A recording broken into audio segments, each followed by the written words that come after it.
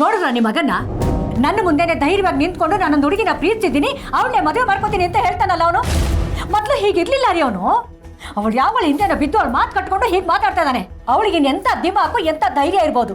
ಏನೇ ಮಾಡೋಕ್ಕಾಗತ್ತೀಗ? ವಯಸ್ಸಿಗೆ ಬಂದಿರೋ ಮಕ್ಕಳು ತಂದೆ ತಾಯಿ ಮಾತು ಕೇಳೋದಕ್ಕಿಂತ ತಾವು ಪ್ರೀತಿಸಿರೋ ಮಾತು ಕೇಳೋದೇ ಹೆಚ್ಚು. ಹಾಗಂತ ಅವ್ರು ಆಡಿದ್ದೆ ಆಟ ಅಂತ ನೋಡ್ಕೊಂಡು ಸುಮ್ಮನೆ ಇರೋಕ್ಕಾಗತ್ತೇನ್ರಿ? ನಾಳೆ ದಿವಸ ಯಾವ್ದೋ ಹುಡುಗಿನ ಮನೆ ಮುಂದೆ ಕರ್ಕೊಂಡು ಬಂದು ಅಮ್ಮ ನಾನು ಇವಳ ಮದುವೆ ಆಗಿದ್ದೀನಿ ಆಶೀರ್ವಾದ ಮಾಡಿ ಅಂತ ಕೇಳಿದ್ರೆ ಏನ್ ಮಾಡ್ಬೇಕು? ಅದಕ್ಕೆನಾ ಇಷ್ಟು ವರ್ಷ ಅವನ ಕಷ್ಟಪಟ್ಟು ಸಾಕಿ ಸಲಹೆ ದೊಡ್ಡವನ್ ಮಾಡಿರೋದು, ಲಕ್ಷಾಂತರ ರೂಪಾಯಿ ಕೊಟ್ಟು ಓದಿಸಿರೋದು ರೀ. ಇದು ನಾವು ಕಷ್ಟಪಟ್ಟು ಬೆವರು ಸುರಿಸಿ ದುಡ್ದಿರೋ ದುಡ್ಡು ರೀ. ಆ ಶ್ರೀವಲ್ಲಿಗೇನೋ ಬುದ್ಧಿ ಇಲ್ಲ. ಆ ಸುಪ್ಪನ ಮದುವೆ ಮಾಡ್ಕೋತೀನಿ ಅಂತ ಹಾರಾಡ್ತಾ ಇದ್ದಾಳೆ. ಅವಳು ಇವತ್ತಲ್ಲ ನಾಳೆ ಮದುವೆ ಆಗಿ ಕಂಡವ್ರ ಮನೆಗೆ ಹೋಗೋಳು. ಸರಿ ಮದುವೆ ಮಾಡಿದೀವಿ ಮುಗಿತಪ್ಪ ಅಂತ ನೆಮ್ಮದಿಯಾಗಿರ್ಬಹುದು. ಇವನಿಗೇನ್ರಿ ಆಗಿದೆ? ಯಾವ್ದೋ ಗೊತ್ತು ಗುರಿ ಇಲ್ದಿರೋ ಹೆಣ್ಣನ್ನ ತಂದು ಈ ಮನೆ ಜವಾಬ್ದಾರಿ ಎಲ್ಲ ಅವಳ ಕೈ ಕೊಡ್ಬೇಕು ಅನ್ಕೊಂಡ್ಬಿಟ್ಟಿದ್ದಾನೆ.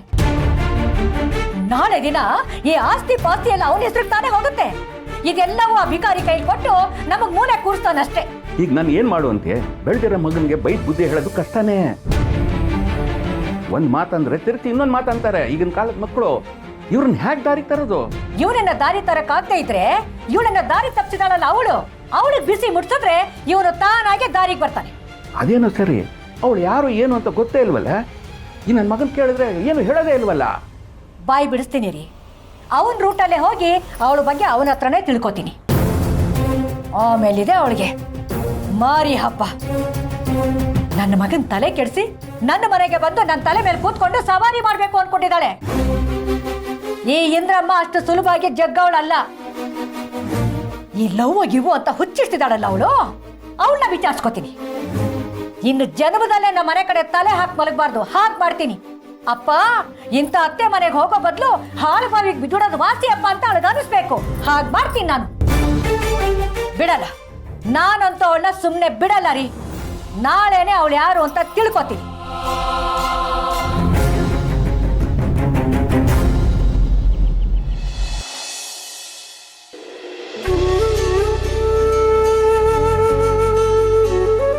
ಅಣ್ಣ, ಇಷ್ಟು ಬೆಳಿಗ್ಗೆ ಹೊರಡೋದು ಬೇಕಾಗಿತ್ತ? ಸಮಾವೇಶ ಬೇಗ ಶುರು ಆಗ್ತದೆ ಕಣ, ಆದಷ್ಟು ಬೇಗ ಹೊರಡೋದು ಒಳ್ಳೇದು. ತುಂಬಾ ಚಳಿ ಇದೆ. ಈ ಚಳಿಲಿ ಅಷ್ಟು ದೂರ ಟ್ರಾವೆಲ್ ಮಾಡ್ಬೇಕಲ್ಲ, ಅದಕ್ಕೆ ಕೇಳಿದೆ. ಇವತ್ತು ಸ್ವಲ್ಪ ಜಾಸ್ತಿನೇ ಇದೆ ಕಣ.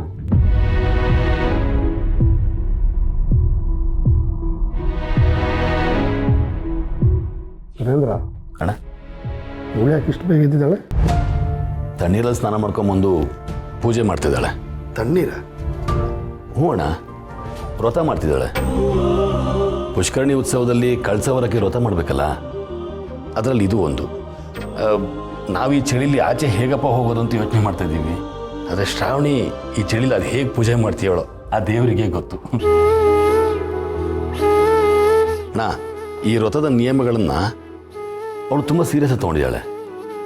ಪ್ರತಿದಿನ ಪೂಜೆ ಮಾಡೋದು, ಚಪ್ಪಲಿಯಿಂದ ಬರಿಗಾಲಲ್ಲಿ ನಡೆಯೋದು, ನೆಲದ ಮೇಲೆ ಮಲಗೋದು, ಆಮೇಲೆ ಕಳಸ ಹೊರೋದನ್ನ ಪ್ರಾಕ್ಟೀಸ್ ಮಾಡೋದು ತುಂಬ ಶ್ರದ್ಧೆಯಿಂದ ಪ್ರೀತಿಯಿಂದ ಮಾಡ್ತೀವಣ್ಣ. ಅದು ಅಲ್ಲದೆ ಸಾಲಿಗ್ರಾಮಕ್ಕೆ ಹೋಗ್ತಾ ಇದ್ದೀನಿ, ಅಜ್ಜಿ ನೋಡ್ತಾ ಇದ್ದೀನಿ ಅನ್ನೋ ಖುಷಿ ಮುಂದೆ ಈ ಕಷ್ಟಗಳೆಲ್ಲ ದೊಡ್ಡದೇ ಅಲ್ಲ ಅಂತ ಅನ್ಕೊಂಡ್ಬಿಟ್ಟಿದ್ದಾಳೆ.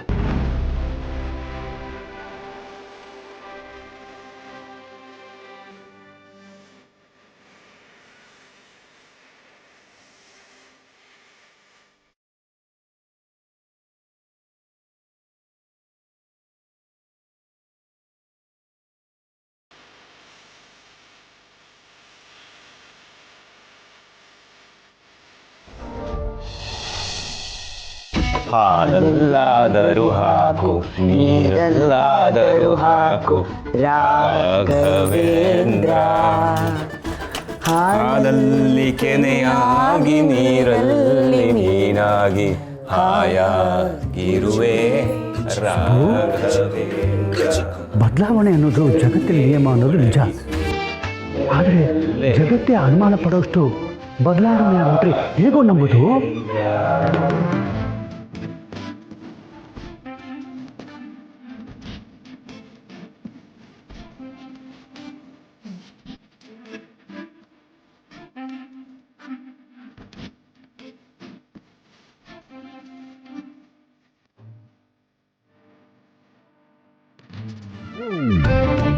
ವಿಶಾಲು ಕುತ್ಕೋ. ಯಾಕೆ ಹೇಳ್ತೀನಿ ಕುತ್ಕೋ. ನೋಡು, ಅಡುಗೆ ಮನೆಯಲ್ಲಿ ಬೆಂದು ಬೆಂದು ಎಷ್ಟು ಬೆಳ್ಳಗಾಗ್ಬಿಟ್ಟಿದೆಯಾ. ಇವತ್ತು ಕಾಫಿ ನಾನೇ ಮಾಡ್ಕೊಂಬರ್ತೀನಿ. ಮಮ್ಮಿ, ಯಾಕೆ ಮಮ್ಮಿ, ನಾನಿಲ್ವಾ? ಈಗ ತಾನೇ ಹಾಡು ಹೇಳಿದ್ದೀನಿ, ಹಾಲಲ್ಲಾದರೂ ಹಾಕು ನೀರಲ್ಲಾದರೂ ಹಾಕು ಅಂತ.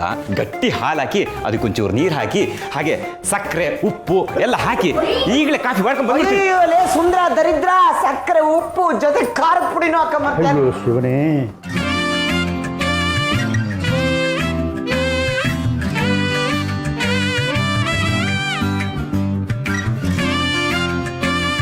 ಅಲ್ಲ ರೀ, ಇದು ಕನಸೋ ನನ್ಸೋ ಒಂದು ಗೊತ್ತಾಗ್ತಿಲ್ಲ.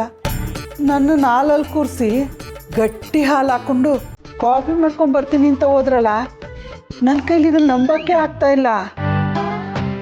ಅದೇ ಕಣೆ, ಅದೇ ನನಗೂ ನಂಬಕ್ಕಾಗ್ತಿಲ್ಲ. ಇದು ನಂಬೋದೋ ಬಿಡೋದು ಒಂದು ಗೊತ್ತಾಗ್ತಿಲ್ಲ ಕಣೆ. ಇನ್ನೂ ಈ ಕಣ್ಣಲ್ಲಿ ಅದೇನೇನು ನೋಡಬೇಕು, ನೋಡೋಣ ಇದೆಲ್ಲ ಅದೆಷ್ಟು ದಿನ ನಡೆಯುತ್ತೆ ಅಂತ.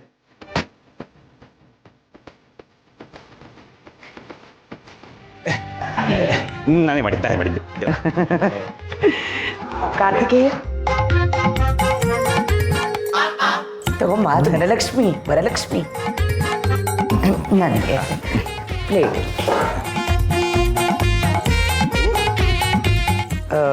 ಹೇಗಿದೆ ವಿಶಾಲು? ಸಖತ್ತಾಗಿದೆ. ನಾನೇ ಮಾಡಿದ್ದೆ. ಅನಂತ ಶಯನ, ಪದ್ಮನಾಭ ಹೇಗಿದೆ? Super super. ಥ್ಯಾಂಕ್ಸ್.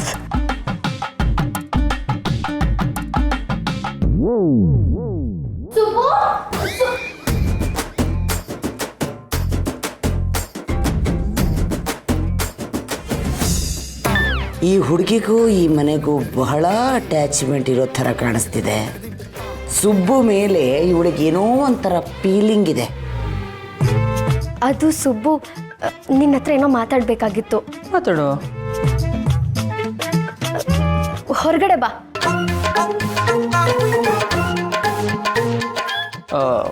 ಹೊರಗಡೆ ಏನಕ್ಕೆ, ಇಲ್ಲೇ ಮಾತಾಡು. ಸುಬ್ಬು, ಇಲ್ಲೇ ಹೇಳಂಗಿದ್ರೆ ನಾನು ಯಾಕೆ ಹೊರಗಡೆ ಕರಿತಿದ್ದೆ? ಒಂದು ಸ್ವಲ್ಪ ಪರ್ಸ್ನಲ್ಲು ಬಾ. ನಾನು ಸುಬ್ರಹ್ಮಣ್ಯ ಏನೋ ಮಾತಾಡ್ಬೇಕು ಅಂತ ಕರೀತಿದ್ದಾಳಲ್ಲ, ಹೋಗ್ ಕೇಳು.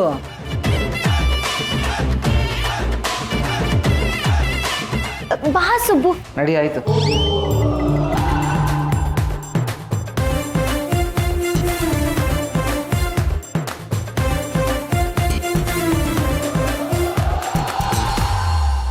ಫಿಕ್ಸ್. ನಾನು ಅವತ್ತಿಂದ ನೋಡ್ತಾನೆ ಇದ್ದೀನಿ, ಇವಳಿಗೆ ಸುಬ್ಬು ಮೇಲೆ ಬೇರೆ ಥರನೇ ಫೀಲಿಂಗ್ ಇದೆ ಅನ್ನೋದಂತೂ ಫಿಕ್ಸ್. ಇವಳನ್ನ ಹೇಗಾದರೂ ಮಾಡಿ ಸುಬ್ಬು ಸುತ್ತ ಕಟ್ಟಾಕ್ಸಿದ್ರೆ ಸುಬ್ಬು ಜೊತೆ ಬರೋ ಆ ಮಿನಿಸ್ಟ್ರ್ ಮನೆ ಹುಡುಗಿನ ಈ ಮನೆಗೆ ತಲೆ ಹಾಕದೇ ಇರೋ ಥರ ನೋಡ್ಕೋಬೋದು. ಇಲ್ಲಿ ಸ್ವಲ್ಪ ತಲೆನೂ ಓಡಿಸ್ಬೇಕು. ಕಾಂತ,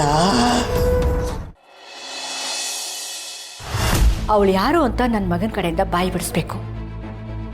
ಹೇಗೆ ಬಿಡಿಸ್ಲಿ? ಏನಾದರೂ ಬೈದು ಮಾಡಿ ಹೇಳಿದ್ರೆ ಅವನು ಬಾಯಿ ಬಿಡೋನಲ್ಲ. ನಾನು ತಿಳ್ಕೋಬೇಕು. ಏನು ಮಾಡೋದು?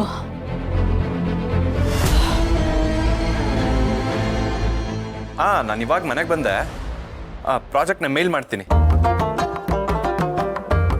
ಓಕೆ. ನೀವೇನೋ ಹೇಳ್ತೀರ ರೀ, ಅಳಬೇಡ ಕಣೆ ಅಂತ. ಆದ್ರೆ ಈ ಹೆತ್ತ ಕರಳಿನ ಸಂಕಟ ನಿಮಗೆ ಹೇಗ್ರಿ ಅರ್ಥ ಆಗುತ್ತೆ? ನೋಡಿದ್ರೇನ್ರಿ ನಮ್ಮ ಮಗ ಎಷ್ಟು ಬದಲಾಗ್ಬಿಟ್ಟ. ಮುಂಚೆ ಎಲ್ಲಾನು ಬಂದು ನನ್ನ ಹತ್ರ ಹೇಳ್ಕೊತಾ ಇದ್ದ. ಆದ್ರೆ ಆ ಪ್ರೀತಿ ವಿಷಯ ಬಂದ ತಕ್ಷಣ ಹೆತ್ತ ತಾಯಿನೇ ಮರ್ತ್ಬಿಟ್ನಲ್ರಿ ಅವನು. ಅಲ್ಲ ರೀ, ನಾನು ನೀವು ಅವನಿಗೆ ಅಷ್ಟು ಬೇಡವಾಗ್ಬಿಟ್ವಾ, ಅಷ್ಟು ದೂರ ಆಗ್ಬಿಟ್ವಾ ರೀ? ಅವನು ನನ್ನ ಹತ್ರ ಬಂದು, ಅಮ್ಮ ನಾನು ಇಂಥವಳನ್ನ ಪ್ರೀತಿಸಿದ್ದೀನಿ, ನಾನು ಅವಳನ್ನ ಮದುವೆ ಮಾಡ್ಕೋತೀನಿ ಅಂತ ಕೇಳಿದ್ರೆ ನಾನು ಮದುವೆ ಮಾಡ್ಸಲ್ವಾ ರೀ ಅವನಿಗೆ? ಅವಳಿಗೆ ಯಾರಾದ್ರೆ ಏನಂತೆ? ನನ್ನ ಮಗ ಇಷ್ಟಪಟ್ಟಿದ್ದಾನೆ ಅಂದ್ಮೇಲೆ ಅವಳು ಈ ಮನೆ ಸೊಸೆನೇ ತಾನೇ. ಅವರಿಬ್ಬರಿಗೂ ಮದುವೆ ಮಾಡಿಸಿ ಅವಳನ್ನ ಈ ಮನೆ ತುಂಬಿಸ್ಕೊಂಡು ನನ್ನ ಮಗಳ ತರ ನೋಡ್ಕೋತೀನಿ ಕಣ್ರಿ. ಇದ್ಯಾವುದನ್ನು ಹೆತ್ತ ಮಗನೇ ಅರ್ಥ ಮಾಡ್ಕೊಳ್ಳಿಲ್ಲ ಅಂದ್ಮೇಲೆ ಈ ಜೀವ ಇದ್ರೆಷ್ಟು ಹೋದ್ರೆಷ್ಟು. ನಾನು ಅವನ ಮೇಲೆ ಪ್ರಾಣನೇ ಇಟ್ಕೊಂಡಿದ್ದೀನಿ ರೀ. ಆದ್ರೆ ನನ್ನ ಮಗ ಮಾತ್ರ ಅರ್ಥನೇ ಮಾಡ್ಕೊಂಡಿಲ್ಲ. ಛೇ, ಅಮ್ಮ ನನ್ನ ಬಗ್ಗೆ ಎಷ್ಟು ಪ್ರೀತಿ ಇಟ್ಕೊಂಡಿದ್ದಾಳೆ. ಅಮ್ಮನ ಮಾತು ಹೊರಟಾಗಿರ್ಬೋದು, ಆದರೆ ಮಂಜಿನ ಹಾಗೆ ಕರ್ಗೋಗುತ್ತೆ. ಅಮ್ಮನ ಹತ್ರ ನಾನು ಈ ಥರ ಎಲ್ಲ ಮಾತಾಡಬಾರ್ದಿತ್ತು.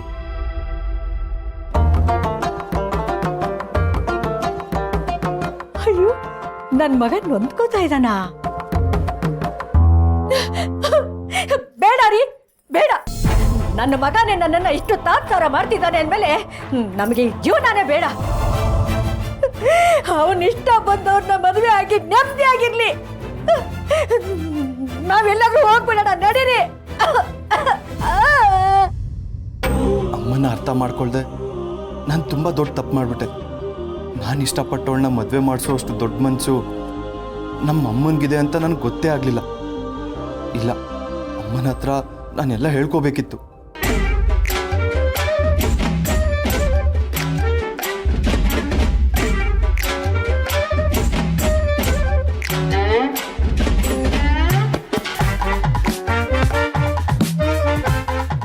ನನ್ನ ಪ್ಲಾನು ವರ್ಕೌಟ್ ಆಯ್ತು ಅನಿಸ್ತಾ ಇದೆ. ನೋಡೋಣ ನನ್ನ ಮಗ ಏನ್ ಮಾಡ್ತಾನೆ ಅಂತ. ಭಗವಂತ,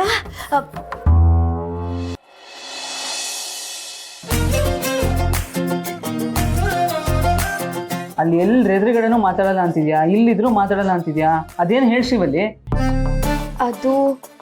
ಅದು ಬೇಗ ಯಜಮಾನ್ರ ಮನೆಯಿಂದ ಆಲ್ರೆಡಿ 2 ಸಲ ಫೋನ್ ಬಂದ್ಬಿಟ್ಟಿದೆ. ಕೆಲ್ಸಕ್ಕೆ ಹೋಗ್ಬೇಕು ನಾನು. ಅದೇ ಸುಬ್ಬು, ನಾನು ಅದ್ರ ಬಗ್ಗೆ ಮಾತಾಡ್ಬೇಕಾಗಿತ್ತು. ಯಾವ್ದ್ರ ಬಗ್ಗೆ? ಅದೇ ನಿನ್ PA ಆಗೋದ್ರ ಬಗ್ಗೆ.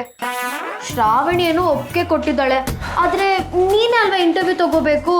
ನಾನು ಇಂಟರ್ವ್ಯೂಗೆ ರೆಡಿ. ತಗೋ ಸುಬ್ಬು. ತಾವು ಇಂಟರ್ವ್ಯೂ ಅಂದ್ರೆ ಏನು ಅನ್ಕೊಂಡಿದ್ದೀರಾ? ತಗೋ ಅಂದ ತಕ್ಷಣ ತಗೊಳಕ್ಕೆ ಅದೇನು ಹೋಟ್ಲಲ್ಲಿ ಸಿಗೋ ಪ್ಲೇಟ್ ಮೀಲ್ಸಾ? ಅದೇನಾದ್ರೂ ಆಗಿರ್ಲಿ ಸುಬ್ಬು, ಪ್ಲೇಟ್ ಮೀಲ್ಸ್ ಆದ್ರೂ ಆಗ್ಲಿ, ಫುಲ್ ಮೀಲ್ಸ್ ಆದ್ರೂ ಆಗ್ಲಿ, ಬಡ್ಸೋದಕ್ಕೆ ನಾನ್ ರೆಡಿ, ತಿನ್ನೋದಕ್ಕೆ ನೀನ್ ರೆಡಿ ಆಗ್ಬೇಕಷ್ಟೇನೆ. ಈ ಥರ ಎಲ್ಲ ಮಾತಾಡೋದು ಸುಲಭ, ಆದರೆ ಇಂಟರ್ವ್ಯೂ ತಗೊಳ್ಳೋದಾಗ್ಲಿ, ಇಂಟರ್ವ್ಯೂಲಿ ಉತ್ತರ ಕೊಡೋದಾಗ್ಲಿ ಎಷ್ಟು ಕಷ್ಟ ಇದೆ ಗೊತ್ತಾ ನಿಂಗೆ? ಸುಬ್ಬು, ಅದ್ ಎಷ್ಟು ಕಷ್ಟ ಆದ್ರೂ ಪರವಾಗಿಲ್ಲ ಸುಬ್ಬು, ನನಗೆ ಈ ಕೆಲಸ ಬೇಕಷ್ಟೇ. ಅಲ್ಲ ಸುಬ್ಬು, ಹೆಣ್ಣು ಸಂಸಾರದ ಕಣ್ಣು ಅಂತಾರೆ. ಹೆಣ್ಣು ಕಲಿತರೆ ಶಾಲೆಯೊಂದು ತೆರೆದಂತೆ ಅಂತ ಹೇಳ್ತಾರೆ. ಹೆಣ್ಣು ದುಡಿದರೆ ಮನೆಯೇ ಉದ್ಧಾರ ಆಗುತ್ತೆ ಅಂತ ಹೇಳ್ತಾರೆ.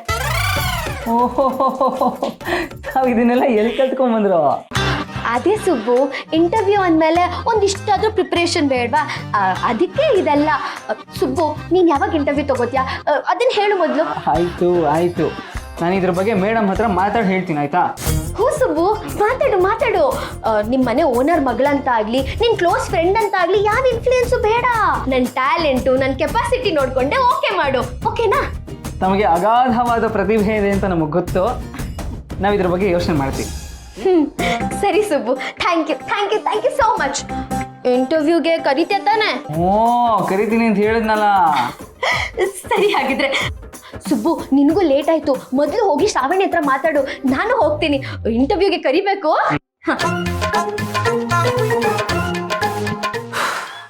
ಮೇಡಮ್,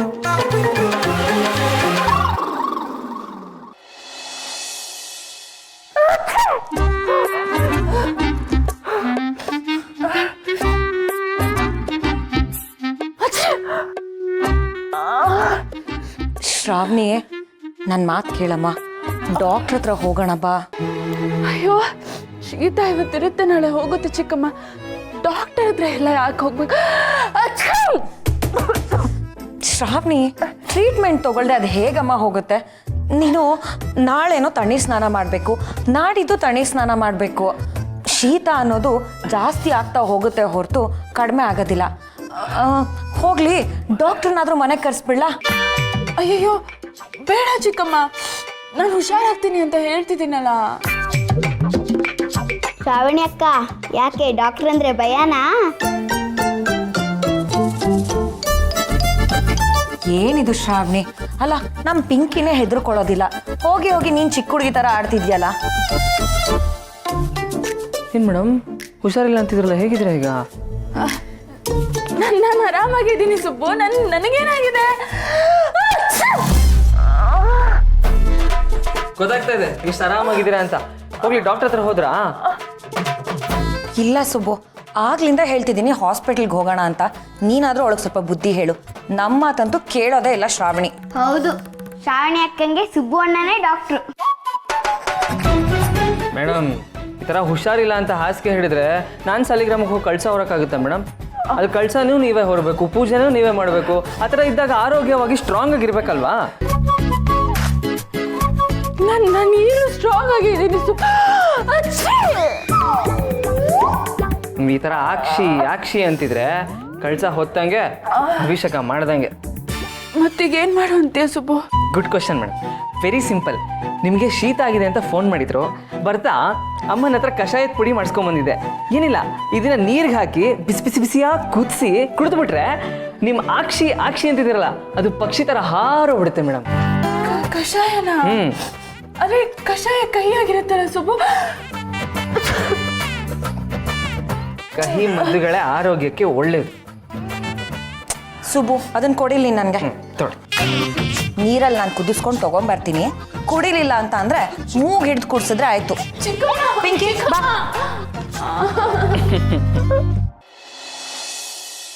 ಸುಬ್ಬು, ಇತ್ತೀಚೆಗೆ ನನ್ನ ಲೈಫಲ್ಲಿ ಸ್ವೀಟ್ ಆಗಿರೋ ಇನ್ಸಿಡೆಂಟ್ಗಳು ನಡೀತಿದೆ. ಅದ್ರ ಮಧ್ಯ ಕಹಿ ಆಗಿರೋ ಕಷಾಯ ಕುಡಿಬೇಕಾ ಸುಬ್ಬು? ಸ್ವೀಟ್ ಆಗಿ ನಡೀತಿರೋ ಇನ್ಸಿಡೆಂಟಾ? ಏನ್ ಮೇಡಮ್ ಅವು? ಅಯ್ಯೋ, ಎರಡ ಸುಬ್ಬು.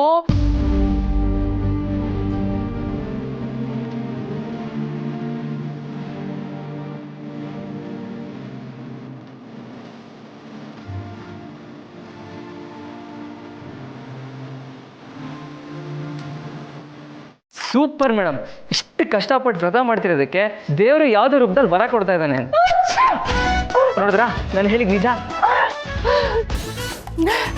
ಹೌದಲ್ಲ ಸುಬ್ಬು, ನಾನು ಈ ಥರ ಯೋಚನೆ ಮಾಡಿರಲಿಲ್ಲ. ಪಾಸಿಟಿವ್ ಆಗಿ ಯೋಚನೆ ಮಾಡಿದ್ರೆ ನಿಮಗೆ ಶೀತ ಆದ್ರೂ ಪಾಸಿಟಿವ್ ನ್ಯೂಸೇ ಬರುತ್ತೆ ಮೇಡಮ್.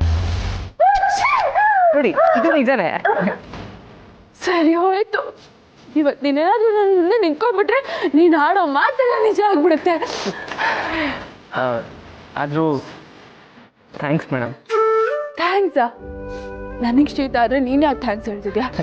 ಅದಲ್ಲ ಮೇಡಮ್, ನೀವು ನಮ್ಮ ಮನೆಗೆ ಬಂದಾಗಿಂದ ನಮ್ಮ ಮನೆ ವಾತಾವರಣ ಬದಲಾಗಿದೆ. ಇದ್ದಿದ್ದ ಕಿರಿಕೆಲ್ಲ ಕಮ್ಮಿಯಾಗಿ ಮನೆ ಒಂಥರ ಶಾಂತವಾಗಿದೆ. ನೀನು ಇದೇ ಥರ ನಗ್ನಗ್ತಾ ಇರಬೇಕು ಸುಬ್ಬು. ನಿನ್ನ ಯಾರೂ ನೋಯಿಸ್ಬಾರ್ದು. ನೀನು ನನ್ನ ನಗುಗೋಸ್ಕರ ಏನೆಲ್ಲ ಮಾಡ್ತೀಯ. ನಾನು ನಿನ್ನ ನೆಮ್ಮದಿಗೋಸ್ಕರ ಇಷ್ಟಾದರೂ ಮಾಡಬಾರ್ದಾ? ನೀನು ಖುಷಿಯಾಗಿರೋದಾದರೆ ಅದು ಏನೇ ಚಾಲೆಂಜಸ್ ಆದರೂ ನಾನು ಅದನ್ನು ತಗೋತೀನಿ ಸುಬ್ಬು. ನೀನಾಗಲಿ ನಿಮ್ಮ ಮನೆಯವರಾಗಲಿ ಎಲ್ಲರೂ ನಗ್ನಗ್ತಾ ಇರಬೇಕು.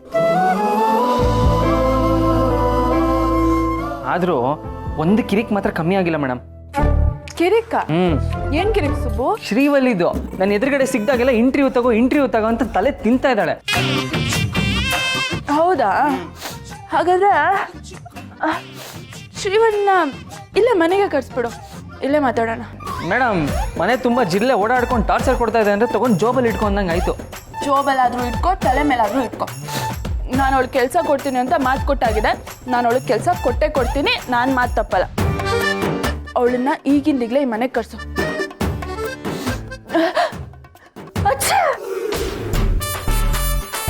ನೋಡ್ದಾ, ನನ್ನ ಮಾತು ನಿಜ ಅಂತೆ. ಕರ್ಸು ಕರ್ಸು ಕರ್ಸು ಕರ್ಸು.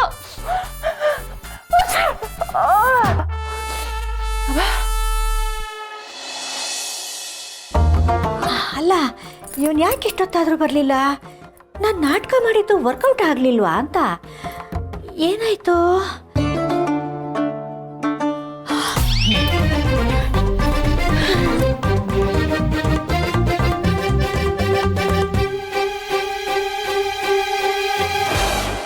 ಅಮ್ಮ, ನಿನ್ನ ಹತ್ರ ಮಾತಾಡಬೇಕಿತ್ತು. ಏನಾಯ್ತು ಮಗನೇ? ಏನಾದರೂ ಹೇಳ್ಕೋಬೇಕು ಅಂತಿದ್ರೆ ನನ್ನ ಹತ್ರ ಹೇಳ್ಕೋ ಕಂದ.